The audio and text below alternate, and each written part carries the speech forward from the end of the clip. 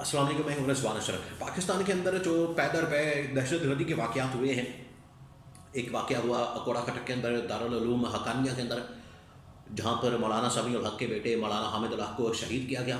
उसके बाद एक और वाक़या पेश आया जो कि बन्नू कैंट के अंदर वाक़या पेश आया, और बन्नू कैंट के अंदर जो वाक़या पेश आया उसमें बराह रास्त पाकिस्तान की फोर्सेस को, पाकिस्तान की फ़ौज को, पाकिस्तान के फ़ौजी जवानों को निशाना बनाया गया।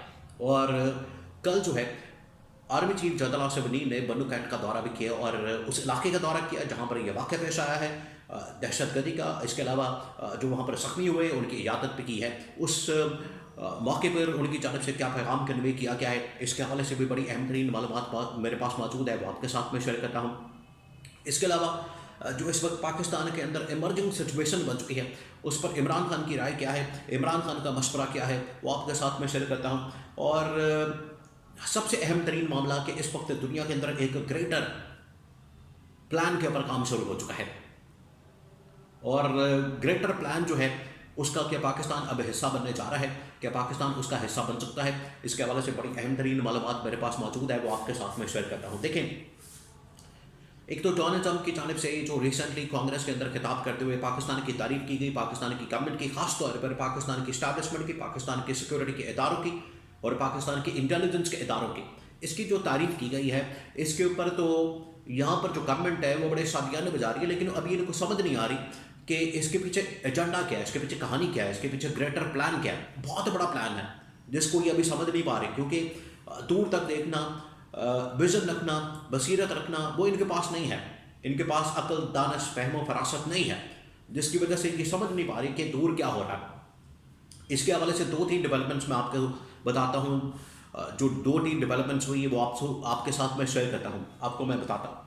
एक तो ये कि जो इस वक्त अमेरिका के अंदर कौमी सलामती के मशीर हैं, उन्होंने पाकिस्तान के फॉरेन मिनिस्टर इसाक डार के साथ टेलीफोनिक रब्ता किया, और ये जो टेलीफोनिक रब्ता किया गया है, बाहर अगर डोनाल्ड ट्रंप ने ये बात कर दी है, पाकिस्तान की तारीफ कर दी है, तो इस कॉन्वर्सेशन के अंदर, इस टेलीफोनिक रब्ते के अंदर कोई तारीफ नहीं की गई, बल्कि पाकिस्तान से डू मोर की डिमांड कर दी गई है।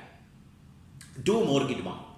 अब आप अंदाज़ा करें कि अमेरिका, अगर आप अमेरिका के लिए इस तरह से काम करेंगे, अमेरिका के सामने अगर आप लम्बे पड़ जाएंगे, अमेरिका के सामने आप झुक जाएंगे, सरेंडर कर देंगे और अपनी इज्जत नहीं करवाएंगे, तो फिर अमेरिका आपको इसी तरह से लम्बे डाल के तो आपको मारेगा। तो अमेरिका की जानब से डू मोर की डिमांड कर दी गई है।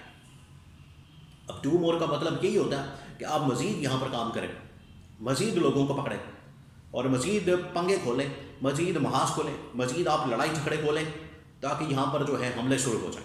अब ये जो इस वक्त बंदे को पकड़ के गिरफ्तार करके ऑपरेशन करके हवाले किया गया अमेरिका के, चले, एक तो इन्होंने तारीफ तो समेट ली, लेकिन इसका कॉन्सिक्वेंस क्या होने वाला है वो बड़ा ख़तरनाक और खौफनाक है। उसकी वजह से इस लाहौर, इस्लामाबाद, कराची और बड़े शहरों के अंदर बाकायदा तौर पर थ्रेट अलर्ट्स जारी कर दिए गए हैं, बाकायदा तौर पर, क्योंकि सिक्योरिटी थ्रेट्स बहुत ज़्यादा बढ़ गई हैं इस गिरफ्तारी के बाद।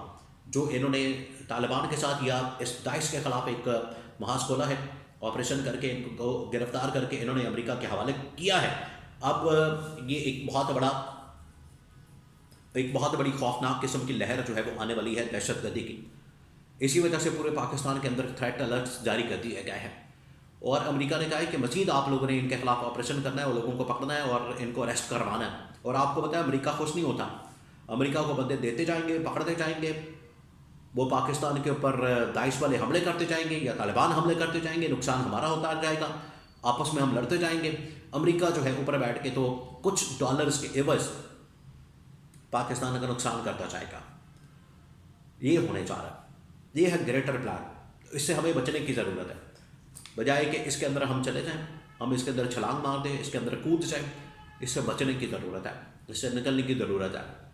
एक तरफ तो अमेरिका ये करवा रहा है, दूसरी तरफ अमेरिका ये चाहता है कि जो यूक्रेन वाले मामले में पाकिस्तान जो है अमेरिका के साथ है, यूरोप के साथ मत है। वो ये भी चाहते हैं कि पाकिस्तान हमारे साथ मिल जाए और अमेरिका के साथ खड़ा हो जाए, और यूक्रेन के साथ ना खड़ा हो या फिर यूरोप के साथ खड़ा ना। तो इसकी सूरत में होगा क्या? अगर अमेरिका के साथ मिल जाते हैं, अमेरिका के साथ चले जाते हैं, तो इस सूरत में ये होगा कि अमेरिका तो बाद में आपको बिल्कुल छोड़ देगा, और अमेरिका ने हमेशा ऐसा ही किया, अपना फ़ायदा निकाल के, अपना इंटरेस्ट निकाल के, अपना मफाद निकाल के वो तो छोड़ देता है, टिश्यू पेपर की तरह इस्तेमाल करता है। तो इस मामले के ऊपर भी बड़ा केयरफुल होने की ज़रूरत है, क्योंकि अगर आप यूरोप से हाथ धो बैठते हैं, अमेरिका के साथ मिलते हैं, यूरोप से हाथ धो बैठते हैं, तो आपकी जितनी एक्सपोर्ट्स हैं जो कि पाकिस्तान से यहाँ पर होती है यूरोप के मुल्कों में, आपकी जितनी एक्सपोर्ट इस वक्त मौजूद है, जितनी भी है, वो सारी की सारी यूरोप के अंदर जाती है। पूरा का पूरा एक्सपोर्ट आपका बैठ जाएगा। थोड़ी बहुत जो एक्सपोर्ट आपकी बची है तो भाई, और बर्बादी तो वैसे ही इस गवर्नमेंट ने इतनी फेरती है, थोड़ी बहुत जो बची है उसका भी बड़ा खर्च करते हैं। तो बड़े केयरफुल होने की ज़रूरत है। और जनरल आसिफ अली ने बन्नू कैंट का दौरा किया, तो वहाँ से उन्होंने पैगाम दिया है कि हम दुश्मनों का मुकाबला करेंगे, दुश्मनों को घर तक पहुँचा कर आएंगे, इनको मारेंगे और इनके खिलाफ ऑपरेशन होगा। और ऑपरेशन के लिए इस वक्त अमेरिका भी प्रेशर डाला है पाकिस्तान के ऊपर। अब इमरान खान का क्या मशवरा है, इमरान खान का क्या पैगाम है? जो सबसे अहम तरीन पैगाम है, जो इंतहाई अहम है, इमरान खान की जानिब से जो पैगाम दिया गया है, उसके अंदर असल में तमाम की तमाम चीज़ें पोशीदा हैं। उसके अंदर अहम तरीन राज है।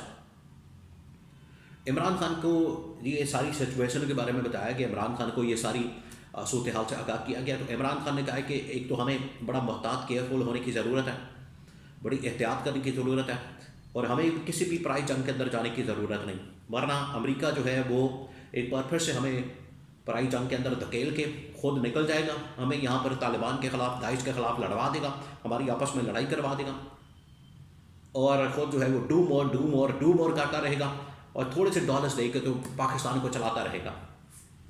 इसके हवाले से बड़ा मोहतात होने की ज़रूरत है। एक तो ये इमरान खान की जानिब से मशवरा दिया गया। दूसरा ये कि इमरान खान की जानिब से ये भी कहा गया कि पाकिस्तान की सिक्योरिटी इस्टेब्लिशमेंट और पाकिस्तान की फ़ौज को किराए की फ़ौज बनने की ज़रूरत नहीं है। पाकिस्तान की जो फ़ौज है वो एक इंडिपेंडेंट फ़ौज है, वो एक खुद मुख्तार रियासत की फ़ौज है। इसको उसी तरह से खुद मुख्तार रियासत के फ़ौज की तरह ही ट्रीट करना चाहिए और अपने ताल्लुकात जो है दुनिया के साथ बनाने चाहिए। और ये पाकिस्तान की गवर्नमेंट को भी, पाकिस्तान की हुकूमत और इस्टेब्लिशमेंट को भी मशवरा दिया गया कि आपने किसी एक ब्लॉक नहीं जाना, किसी एक तरफ नहीं जाना, किसी एक मुल्क के साथ नहीं जाना, वरना इनके साथ जाने से एक तो आप सारा का सारा अपनी जो डिपेंडेंस है उसके ऊपर कर लेंगे, अंडे जो है वो तमाम के तमाम आप उस टोकरी में डाल देंगे, वो फिर आपको ब्लैकमेल करेंगे और आपका उधर से नुकसान भी बहुत ज़्यादा हो जाएगा। ये नहीं है कि आप अमेरिका की दुश्मनी मोल लें या यूरोप की दुश्मनी मोल लें, आपने बड़ा केयरफुल इस सिचुएशन के अंदर डिप्लोमेटिकली चलना है। ये अब एक बहुत बड़ा इम्तिहान है। गवर्नमेंट से तो बिल्कुल भी उम्मीद नहीं की जा सकती, ना गवर्नमेंट को किसी ने लिफ्ट करानी है, ये बड़ी स्ट्रेट फॉरवर्ड बात है। गवर्नमेंट से तो बिल्कुल लिफ्ट नहीं कराई जानी, ना गवर्नमेंट को किसी ने लिफ्ट करानी है, ना गवर्नमेंट को समझ बूझ है इस मामले की। सारा इस्टेब्लिशमेंट के ऊपर है, इस्टेब्लिशमेंट की जिम्मेदारी और इस्टेब्लिशमेंट के ऊपर है कि वो इस मामले को अब किस तरह से डील करती है, क्योंकि सारी की सारी जिम्मेदारी अब उनके सर पर आ गई है।